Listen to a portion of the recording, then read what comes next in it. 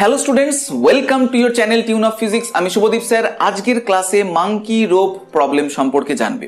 Yes, Newton's lodge of মোশনের এই বাঁদরটা খুব জ্বালায় তোমাদেরকে।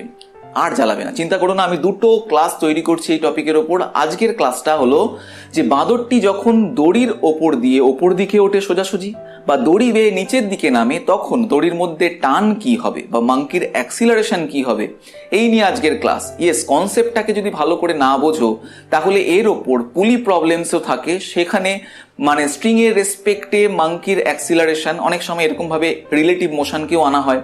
তো সেগুলোকে বুঝতে হলে কনসেপ্টটা কিন্তু আজকের থেকেই বুঝতে হবে। তাই পুরো বিষয়টা বোঝার পর আমরা আজকের ক্লাসের শেষের দিকে এই দুটো প্রবলেম করব।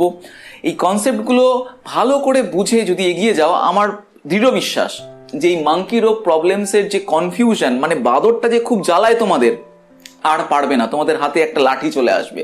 ইয়েস, এই কনসেপ্টটাই আজকে আমরা বুঝবো। চলো বোঝা যাক।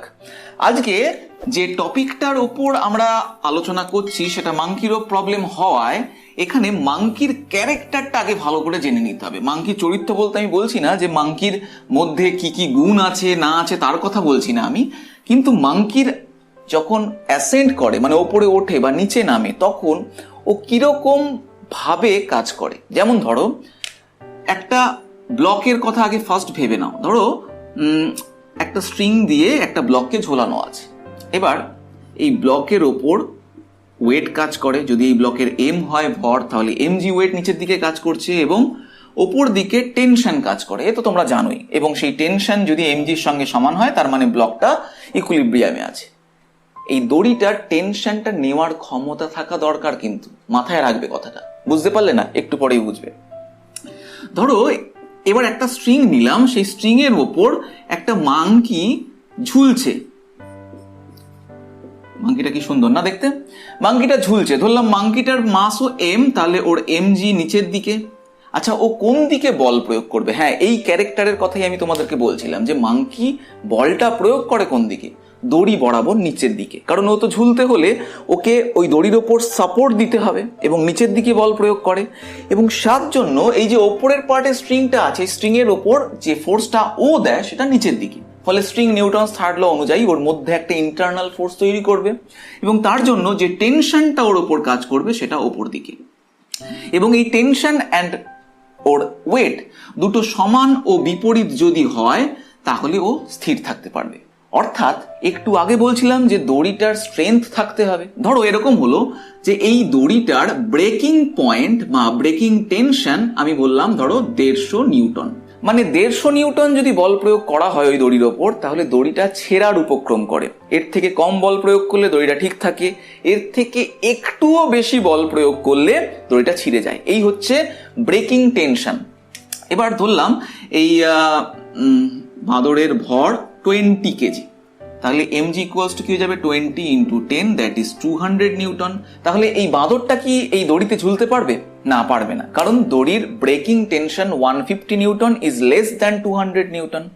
এবার যদি ধরি যে এই দড়িটার ব্রেকিং টেনশন 200 নিউটন, মানে দড়িটা আরেকটু পোক্ত, তাহলে কি ঝুলতে পারবে? হ্যাঁ, ঝুলতে পারবে। কিন্তু আর কিছু করতে পারবে? হ্যাঁ, ও কেবলমাত্র ঝুলতে পারবে আর নিচের দিকে নামতে পারবে, ওপর দিকে উঠতে পারবে না।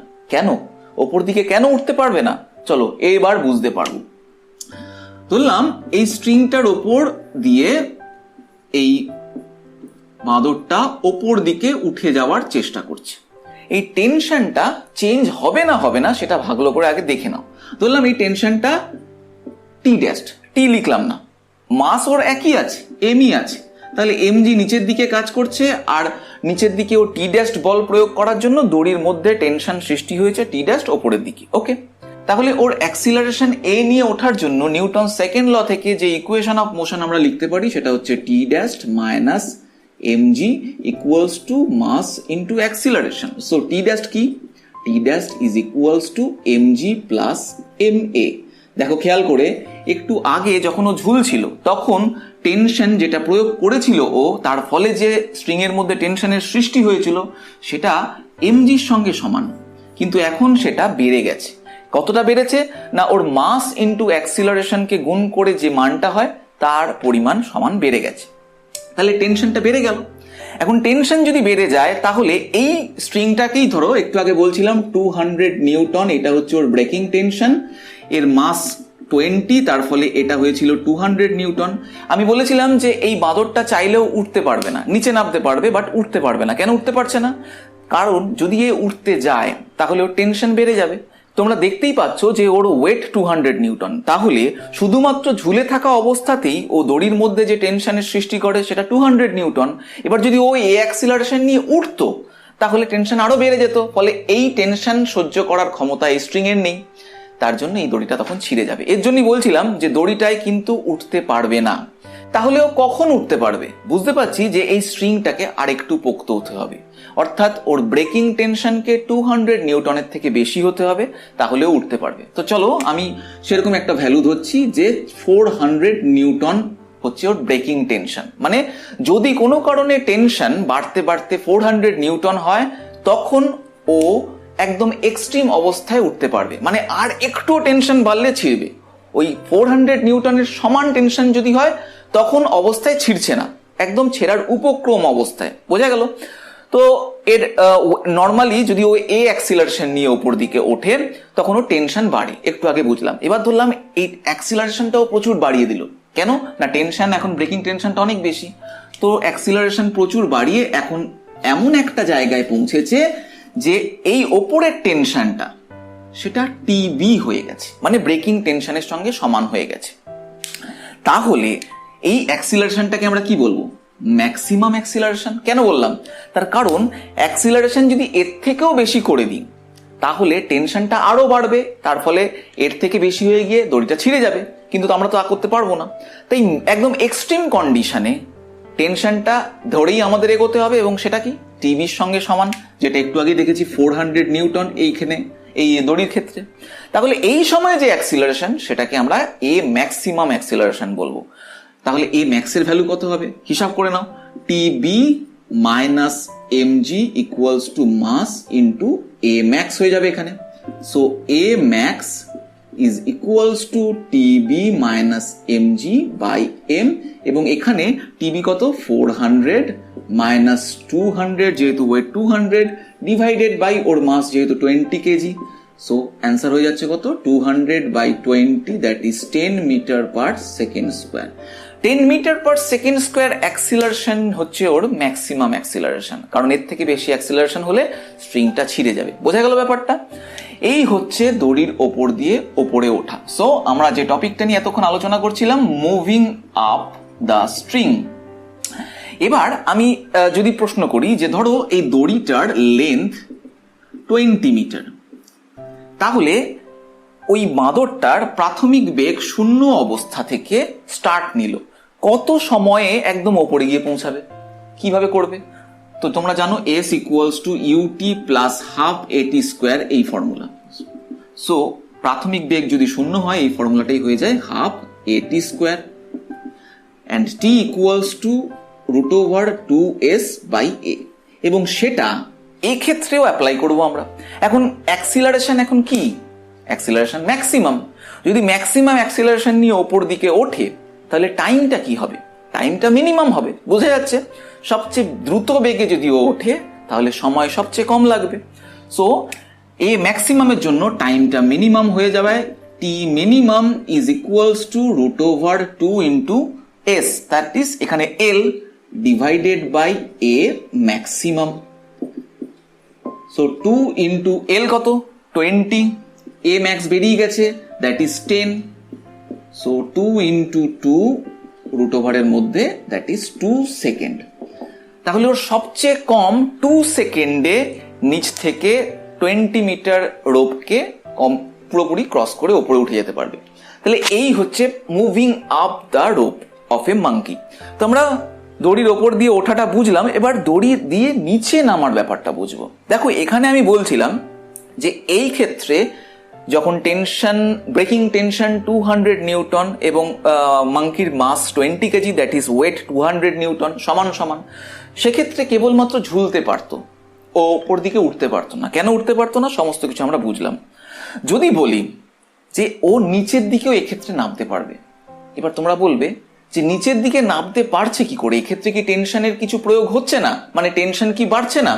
তো চলো বোঝা যাক যে নিচের দিকে যখন কোনো মাঙ্কি নামে সেক্ষেত্রে টেনশনের কি কোনো চেঞ্জ হয় না একই থাকে। তো ফার্স্ট কন্ডিশনটা তোমাদের মনে আছে যে মাঙ্কি যখন কোনো স্ট্রিং থেকে ওপর দিকে নিচের দিকে ঝোলে নর্মাল অবস্থায়, আমরা এখন তাহলে কি শিখতে চলেছি, মুভিং ডাউন। যা বলছিলাম যে মাঙ্কি যখন স্ট্রিং থেকে ঝুলছে সেই অবস্থায় দড়ির ওপর যে টেনশন দেয় নিচের দিকে, তার ফলে স্ট্রিং এর মধ্যে ইন্টারনাল ফোর্সের জন্য টেনশন, সমান টেনশন তৈরি হয় ওপর দিকে, এবং that is equals to MG হয়, কারণ ও কোনো দিকেই তখন যাচ্ছে না, না ওপর দিকে না নিচের দিকে। এবার ধরলাম ও নিচের দিকে নামছে, তো আমি মাঙ্কিটাকে এবার উল্টো করে আঁকছি। এমজি নিচের দিকে, টেনশন এখন কোন দিকে দেয় বলে মনে হয়? দড়িটাকে নিচের দিকেই টেনশন দেয়। ভালো করে খেয়াল করে দেখো, যে দড়ির ওপর দিয়ে তোমাকে ঝুলতে হবে, ঝুলে ওই জায়গায় থাকার জন্য টেনশন কোন দিকে দিতে হবে? তোমাকে হাত দিয়ে বল কোন দিকে প্রয়োগ করতে হবে? দড়ির ওপর নিচের দিকে, তবে গিয়ে তুমি নিচের দিকে গড়িয়ে এগিয়ে যাবে না বা নিচের দিকে পড়ে যাবে না। তাহলে তোমাকে ফোর্সটা দিতে হবে দড়ির ওপর নিচের দিকেই, ফলে সঙ্গে সঙ্গে দড়ির ভেতরে আবার ইন্টারনাল ফোর্স সৃষ্টি হবে, সেটা কোন দিকে? ওপরের দিকে। ওকে, তাহলে আবার টেনশন সৃষ্টি হলো, কিন্তু এবারও ওপরের দিকে। আমরা ভাবছিলাম যে এবার বুঝি নিচের দিকে হবে, বাদরটা নিচের দিকে নামছে, তাহলে ওর অ্যাক্সিলারেশন কোন দিকে? নিচের দিকে। এই অনুযায়ী যদি আমরা নিউটনস লস অফ মোশন লিখি, mg minus T equals to mass into acceleration. এই টেনশনটাকে আমি টি না লিখে টি ড্যাশ করলাম, তার কারণ একটু আগে যে ঘটনাটা দেখেছিলাম যেখানে দড়ি ধরে কেবলমাত্র ঝুলে আছে তখন টেনশন টি, এখানে নিশ্চয়ই টেনশন এক থাকার কথা নয়, আলাদা কিছু হওয়ার কথা, হয় কমবে না হয় বাড়বে, সেটা আমরা একটু পরেই জানবো।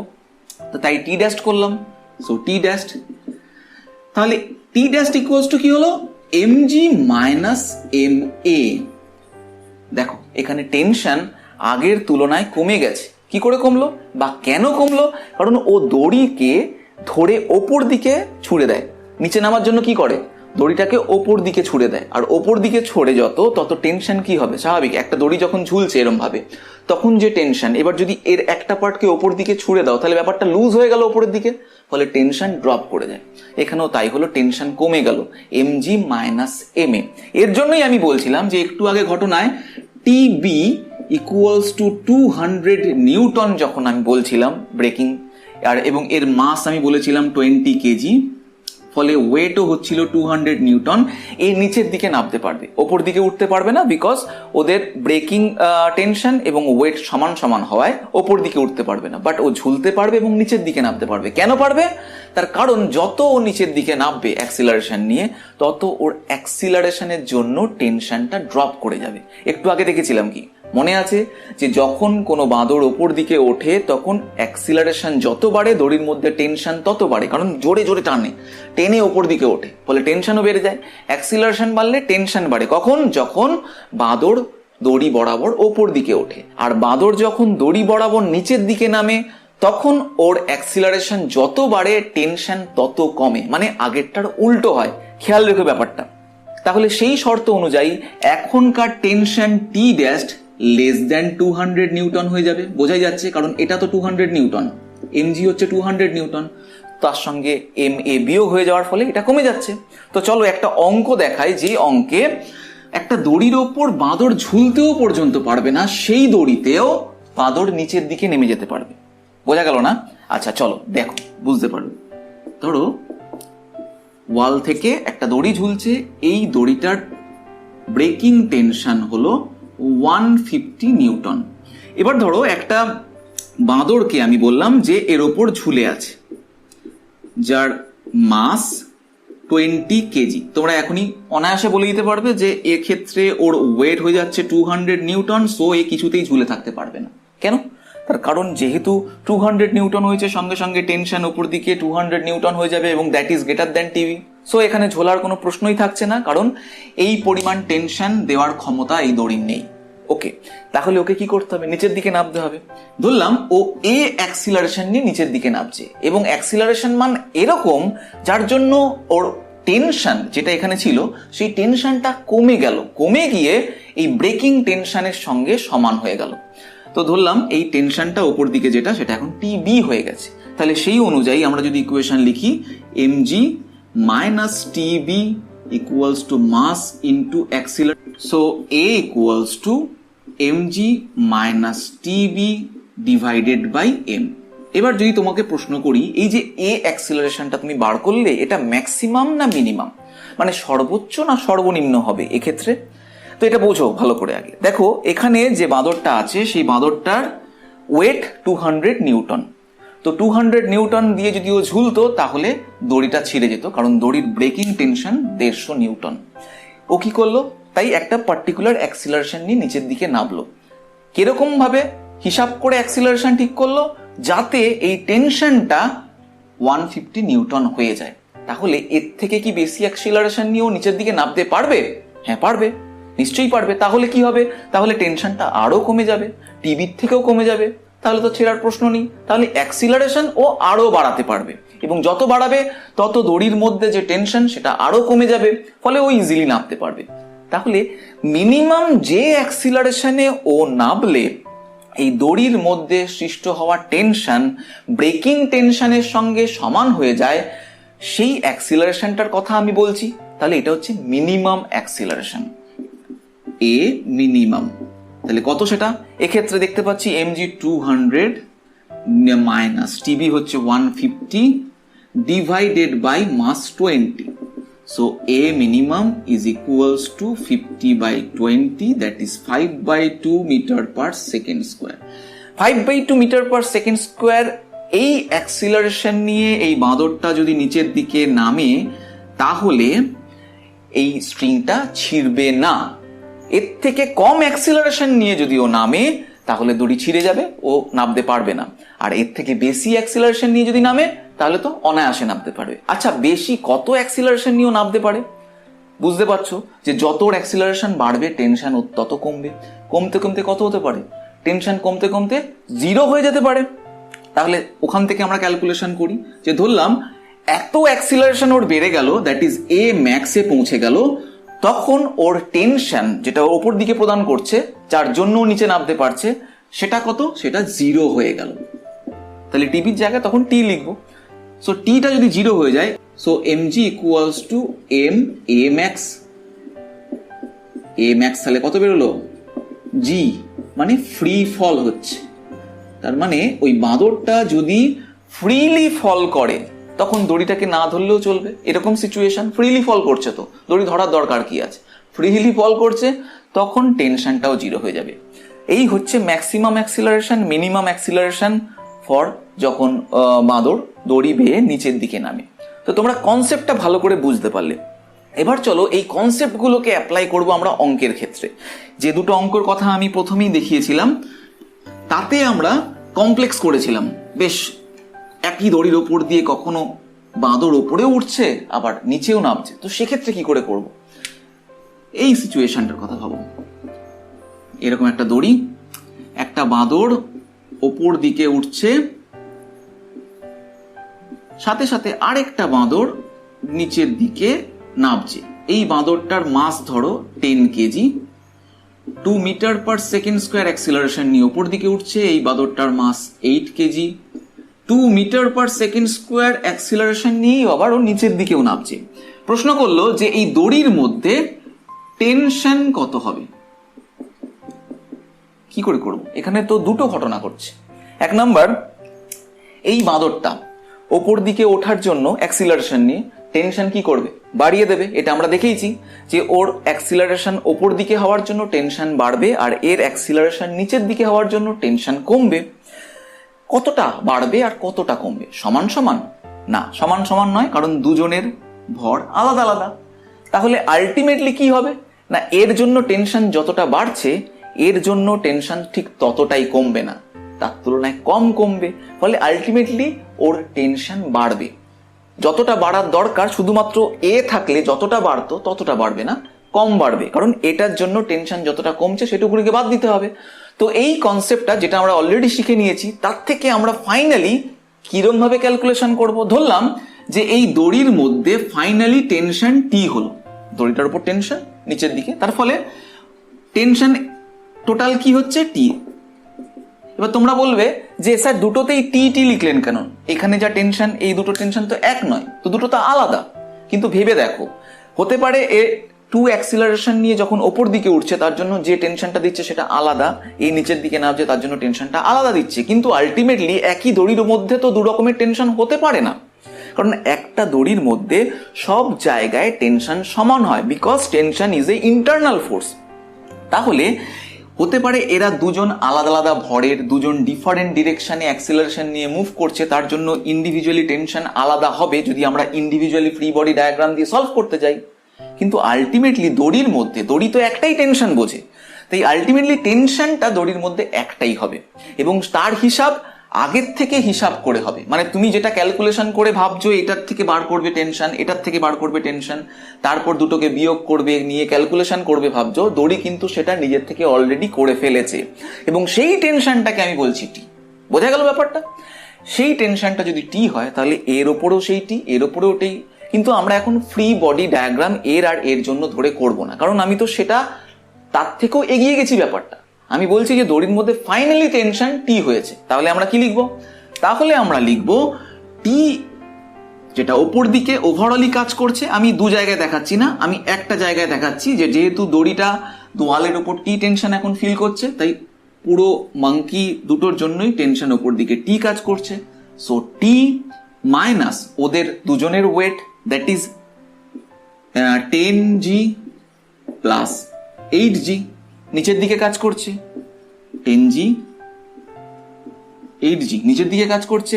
এরপর কি, এর অ্যাক্সিলারেশন ওপর দিকে, এর অ্যাক্সিলারেশন নিচের দিকে, তাহলে দ্যাট ইজ ইকুয়ালস টু এর মাস ইনটু অ্যাক্সিলারেশন, যেহেতু ওপর দিকে আর ওপর দিকটাকে আমি পজিটিভ ধরেছি, দেখো টিটাকে আমি পজিটিভ ধরেছিলাম, নিচের দিকটাকে নেগেটিভ ধরেছি, তাই এর অ্যাক্সিলারেশনটাকে আমরা কি করব? পজিটিভ ধরবো। তাই মাস ইনটু অ্যাক্সিলারেশন অর্থাৎ 10 ইনটু প্লাস 2 প্লাস এর অ্যাক্সিলারেশন নিচের দিকে, তাই এটার জন্য নেগেটিভ ধরবো। So plus 8 into minus 2, mass into acceleration এবং নিচের দিকে হয় মাইনাস 2। ফাইনালি ক্যালকুলেশন করলাম কত হবে, T minus 18g equals to 20 minus 16, that is 4। G এর ভ্যালু যদি আমরা 10 মিটার পার সেকেন্ড স্কোয়ারকে ধরে নিই, t minus 180 equals to 4, so t equals to 184 Newton. এই হলো এই স্ট্রিং এর মধ্যেকার ফাইনাল টেনশন। এবার চলো আমরা এর পরের অঙ্কটা দেখে নিই, যেটা আরেকটু কমপ্লেক্স দেখতে, কিন্তু প্রসেস তো শিখে গেছো, কনসেপ্ট ইউজ করো, অনায়াসে হয়ে যাবে। দেখো, ধরলাম এই একটা ওয়াল, তার মধ্যে এরকম একটা আংটা টাইপের করে দেওয়া আছে, এর মধ্যে দিয়ে একটা দড়ি নিয়ে যাওয়া হয়েছে। মনে রাখবে এই আংটাটা ফ্রিকশন লেস ধরে নিয়েছি, দড়িটা মাসলেস, মানে সমস্ত অঙ্কগুলো কিন্তু এটা খেয়াল রাখবে, দড়িকে মাসলেস ধরেছি, নন স্ট্রেচেবল ধরেছি এবং ফ্রিকশন লেস ধরেছি পুরো সিচুয়েশনকে। তো এই দড়িটা এদিকে গিয়ে একটা আরেকটা আংটায় ঝোলানো আছে, ওকে, কিন্তু একটু অ্যাঙ্গেল করে এই দড়িটাকে, এটা একটা দড়ি, একটু মোটা করে এঁকেছি দড়িটাকে। তো এই আংটাটার ওপর লম্বালম্বি ভাবে, মানে এই সারফেসের সঙ্গে উলম্ব দিকে যদি 200 নিউটন ফোর্স দেওয়া হয় তাহলে এই আংটাটা খুলে যায়।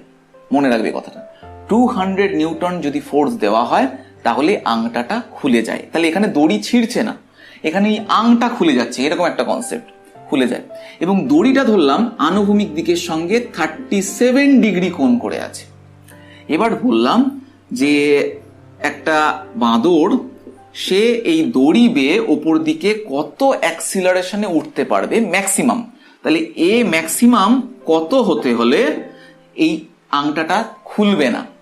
তো এই বাঁদরটার ভর ধরলাম 20 KG, okay.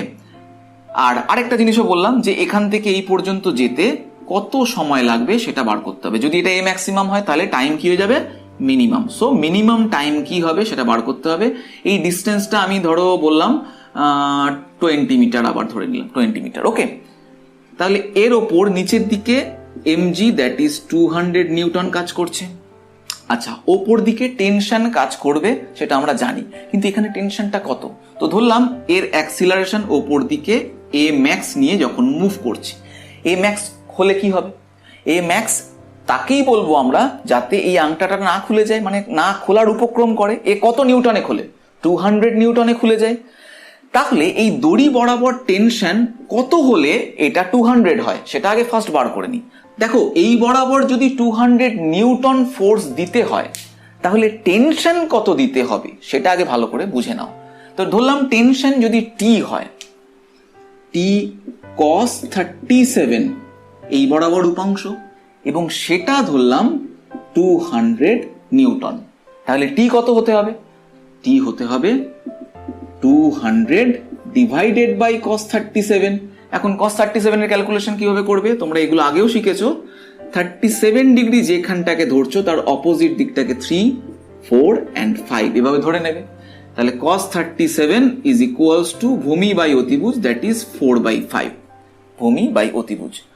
So 200 divided by 4/5, that is 200 into 5/4, 50 to 50 newton. 250 newton tension এই বরাবর যদি কাজ করে তাহলে এর আনুভূমিক দিকে যে পার্টটা হয় সেটা 200 নিউটন হয়, এবং সেটা যদি 200 নিউটন হয় তাহলে এই আংটাটা খোলার উপক্রম করে। ওকে, তাহলে স্ট্রিং এর বরাবর টেনশন কত হলে এটা ঘটে? 250 নিউটন। তাহলে এটাই আমাদের এক্ষেত্রে টিবি। সো এ ম্যাক্স নিয়ে যদি ওপর দিকে উঠতে হয় এখানে টেনশন কত হতে হবে? টেনশন টি ইকুয়ালস টু 250 নিউটন হতে হবে। তাহলে এবার তোমরা ক্যালকুলেশন করো এ ম্যাক্স কিরকম শিখেছো। 250 মাইনাস 200, যেহেতু ওপর দিকে acceleration, so 250 minus 200 divided by ওর mass, that is 20, that is A max. So 50/20, A max তাহলে কত বেরোলো? 5/2 মিটার পার সেকেন্ড স্কোয়ার। তাহলে সর্বোচ্চ 5/2 metre per second square acceleration নিয়ে ওপর দিকে যদি ওঠে তাহলে এই আংটাটা একদম খোলার উপক্রম করার অবস্থায় থাকবে, মানে এর থেকে বেশি অ্যাক্সিলারেশনে মুভ করলে আংটাটা খুলে যাবে। মিনিমাম টাইম কিভাবে ক্যালকুলেশন করবে? তোমরা শিখে গেছো যে মিনিমাম টাইম ক্যালকুলেশন করার প্রসেস হচ্ছে T minimum is equals to √2l by A maximum. A maximum বেরিয়ে গেছে 5/2, সো √2 ইন্টু এল, এল কত? 20, so 2 into 20 divided by 5/2, so এটা 4 হয়ে যাচ্ছে, উপরে চলে যাচ্ছে 2 into 4 into 2, that is 4 second. তাহলে 4 সেকেন্ডে ও এখান থেকে ওপরে উঠবে। অবশ্যই প্রাথমিক বেগ 0 ধরে তবেই এই ফর্মুলা আসে, না হলে আসে না। প্রাথমিক বেগ যদি কিছু একটা বলে দেয় সেক্ষেত্রে অন্য ফর্মুলা হয়ে যাবে, আমরা ওটা নিয়ে ভাবছি না। তো চলো, আজকের ক্লাস থেকে তোমরা মাঙ্কি রোপ প্রবলেমের ক্ষেত্রে moving up and moving down এই দুটো কনসেপ্টকে খুব ভালো করে বুঝলে। নেক্সট ক্লাসে তোমরা দেখবে যে মাঙ্কি রোপ প্রবলেমের মধ্যে পুলি আসবে এবং তার সাথে রিলেটিভ মোশনও চলে আসবে। খুব কমপ্লেক্স হয়ে যাবে বলে মনে হচ্ছে তোমাদের, তাই না? চিন্তা করো না, আমি তো আছি। এই দুটো ক্লাস তোমাদেরকে এতটা বেশি স্ট্রং করে দেবে এই মাঙ্কি রোপ প্রবলেমের ক্ষেত্রে, আর কোনো প্রবলেমে অসুবিধা থাকবে না, এটা আমার বিশ্বাস। তো তোমরা অবশ্যই টিউন অফ ফিজিক্স চ্যানেলটাকে সাবস্ক্রাইব করো, লাইক করো, শেয়ার করো। আর আজকের পুরো ক্লাসটা দেখার জন্য তোমাদেরকে অনেক অনেক থ্যাংক ইউ। টাটা।